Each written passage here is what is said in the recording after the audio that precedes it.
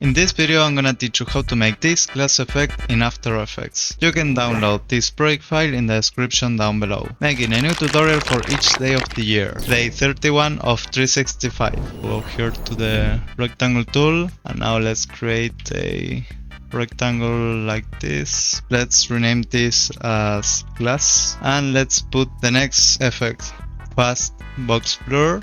Here we have our blur, but to make this layer like transparent, we have to check this box. This will make it like a adjustment layer. So check this. Now you will see whatever it's behind is blurry. We have to increase this by some amount, like 40.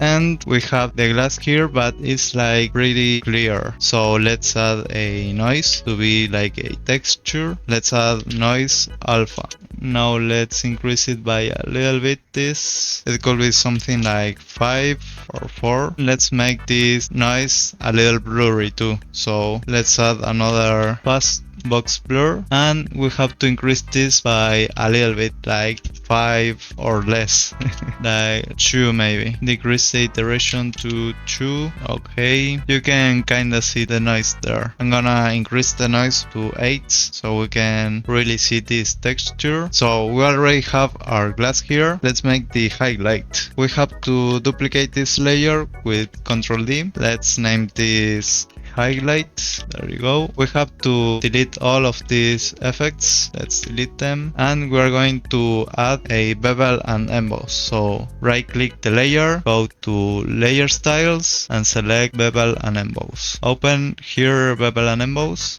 Oh, sorry, I forgot. We have to uncheck this adjustment layer box. So now we see this layer. Let me increase this. We only need this shadow and highlight. So to not see this white part, we gotta go here to layer styles, open blending options, go to advanced blending and decrease fill opacity to 0. There you go. Now we are going to see only the highlight. So we can increase here the size. You can choose what type of highlight do you want. This is the smooth, the one I prefer, but you can also select the chisel, the soft or the hard. It's kinda the same thing, but I prefer to use the smooth one. To improve this, go here to the highlight mode and change the mode from screen to overlay.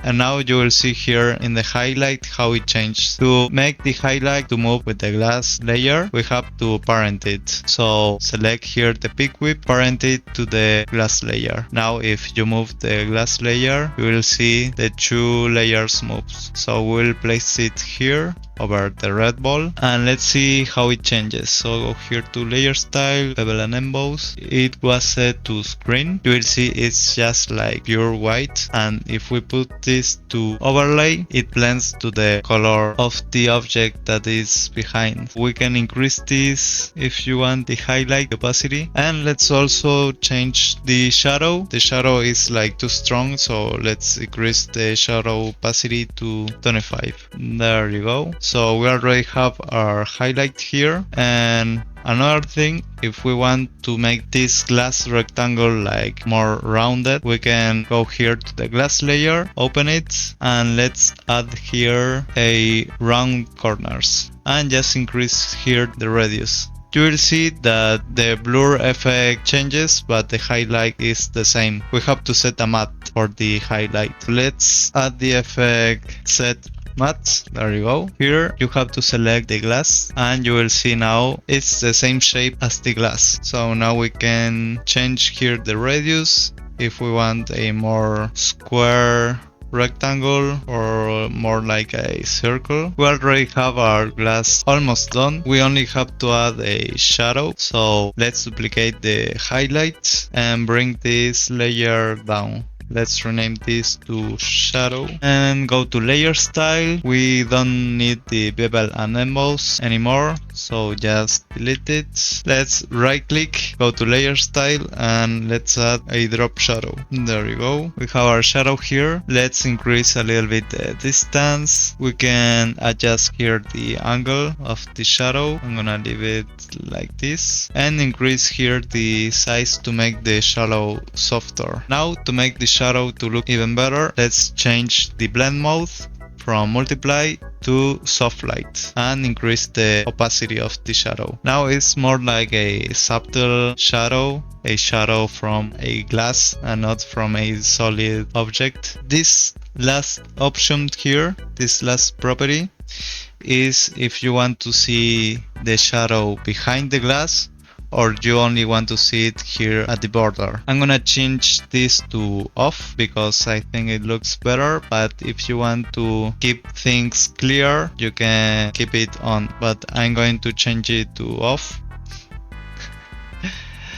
to avoid this problem that if we grab the glass we move the highlights. Let's lock the highlight and also the shadow, so when we grab the glass we only grab the whole glass. If you want to change the shape of the rectangle, you gotta go here to the glass, contents, rectangle 1, select the rectangle path, right click and convert to Bezier path. Now we can change this shape as we want, but if we make this too big, you will see that the highlight doesn't follow the path. So we gotta go to the highlight and do the same thing. Go to contents, rectangle 1, right click, convert to Bezier path, open the rectangle to see the path and the pick whip, and grab the pick whip and select the path of the main layer, the glass.